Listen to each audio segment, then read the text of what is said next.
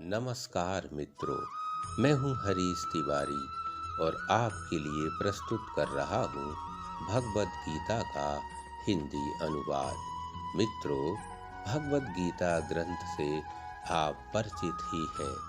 इस ग्रंथ को भारत के अलावा विश्व की कई भाषाओं में अनुवाद किया है। मित्रों, भगवद गीता धार्मिक ग्रंथ के साथ साथ जीवन की अनंत समस्याओं के समाधान का एक संग्रह भी है। भगवद गीता सनातन धर्म की आस्था का विषय तो है ही, परंतु भगवद गीता को महात्मा गांधी से लेकर पाश्चात्य दार्शनिक इमर्सन ने भी अध्ययन करके परम आनंद की अनुभूति प्राप्त की। जहाँ एक और यह ग्रंथ ईश्वर से साक्षात्कार कराता है, तो भोजन के प्रकार भी बताता है। क्या है भगवद गीता के 18 अध्यायों में? यही सब बताने के लिए अध्याय दर अध्याय आपको हिंदी अनुवाद के माध्यम से मैं हरीश तिवारी आपके लिए गीता का हिंदी अनुवाद लाया हूँ। भगवद गीता अध्याय 1। कुरुक्षेत्र के मैदान में महाभारत युद्ध का शंखनाद हो चुका है। कौरव पांडवों की सेनाएं आमने सामने खड़ी हैं।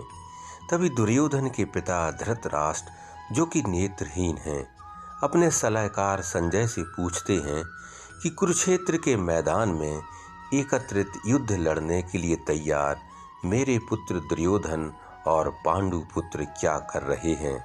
संजय, जिन्हें 18 दिनों के लिए वीर व्यास द्वारा सूक्ष्म दृष्टि प्रदान की गई थी, जो मीलों दूर कुरुक्षेत्र के मैदान में हो रहे युद्ध को अपनी मन की आंखों से देख सकते थे, तब संजय ने अपनी मन की आंखों से देखते हुए कहा कि राजा दुर्योधन ने पांडवों की सेना को देखकर द्रोणाचार्य के पास जाकर कहा कि हे आचार्य, आपके बुद्धिमान शिष्य द्रुपद पुत्र द्वारा सेना को इतने कौशल से व्यवस्थित किया है। इस सेना में भीम तथा अर्जुन के समान युद्ध करने वाले अनेक वीर धनुर्धर हैं तथा महारथी युयुधान, विराट तथा द्रुपद, अत्यंत शक्तिशाली उत्तमौजा सुभद्रा के पुत्र वीर अभिमन्यु तथा द्रौपदी के पुत्र, ये सभी महारथी हैं।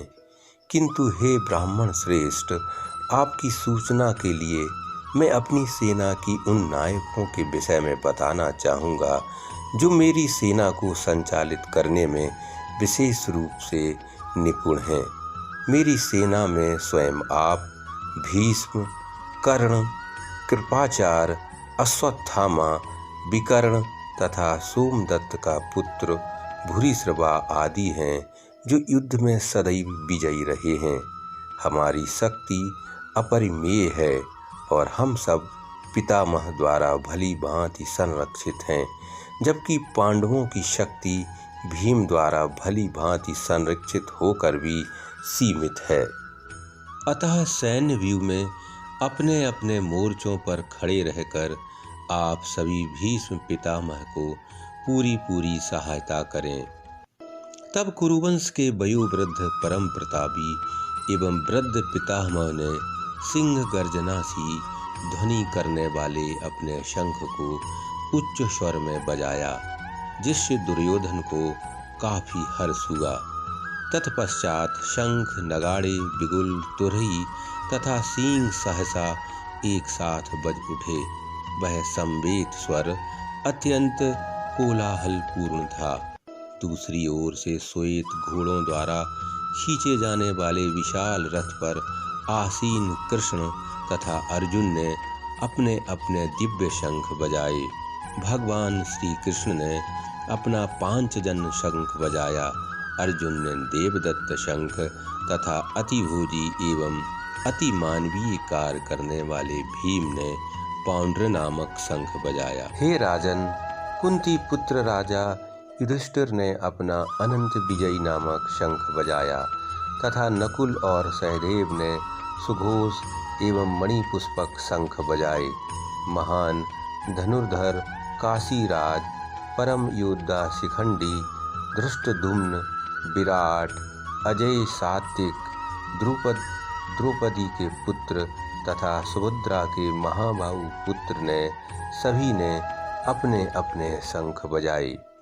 इन विभिन्न शंखों की ध्वनि कोलाहलपूर्ण बन गई, जो आकाश तथा पृथ्वी को शब्दायमान करती हुई धृतराष्ट्र के पुत्रों के हृदयों को चीरने लगी। उस समय श्री हनुमान से अंकित ध्वजा लगे रथ पर आसीन पांडु पुत्र अर्जुन अपना धनुष उठाकर तीर चलाने के लिए तत्पर हुए।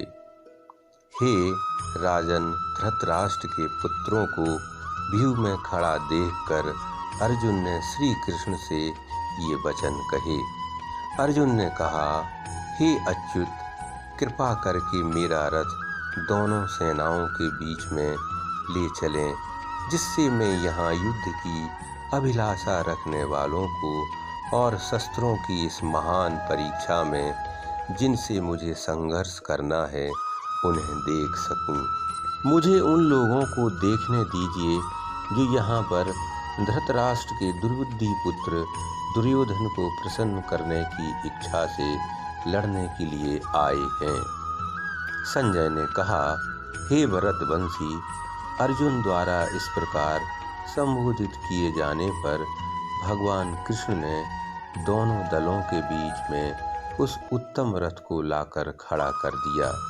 भीष्म, द्रोण तथा विश्व भर के अन्य समस्त राजाओं के सामने भगवान ने कहा, हे पार्थ, यहाँ पर एकत्र सारे कुरुओं को देखो। अर्जुन ने वहाँ पर दोनों पक्षों की सेनाओं के मध्य में अपने चाचा, ताऊओं, पितामहों, गुरुओं, मामाओं, भाइयों, पुत्रों, पौत्रों, मित्रों, ससुरों और शुभचिंतकों को भी देखा। जब कुंती पुत्र अर्जुन ने मित्रों तथा संबंधियों की इन विभिन्न श्रेणियों को देखा तो वह करुणा से अभिभूत हो गए। अर्जुन ने कहा, हे कृष्ण, इस प्रकार युद्ध की इच्छा रखने वाले मित्रों तथा संबंधियों को अपने समक्ष उपस्थित देखकर मेरे शरीर के अंग कांप रहे हैं और मेरा मुंह सूखा जा रहा है। मेरा सारा शरीर कांप रहा है, मेरे रोंगटे खड़े हो रहे हैं, मेरा गांडीव धनुष मेरे हाथ से सरक रहा है और मेरी त्वचा जल रही है। मैं यहाँ अब और अधिक खड़ा रहने में असमर्थ हूँ। मैं अपने को भूल रहा हूँ और मेरा सिर चकरा रहा है। हे कृष्ण, मुझे तो केवल अमंगल के कारण दिख रहे हैं। हे कृष्ण, इस युद्ध में अपने ही स्वजनों का वध करने से ना तो मुझे कोई अच्छाई दिखती है और ना मैं उससे किसी प्रकार की विजयी, राज्य या सुख की इच्छा रखता हूँ। हे गोविंद, हमें राज्य, सुख अथवा इस जीवन से क्या लाभ, क्योंकि जिन सारे लोगों के लिए हम उन्हें चाहते हैं वे ही इस युद्ध भूमि में खड़े हैं।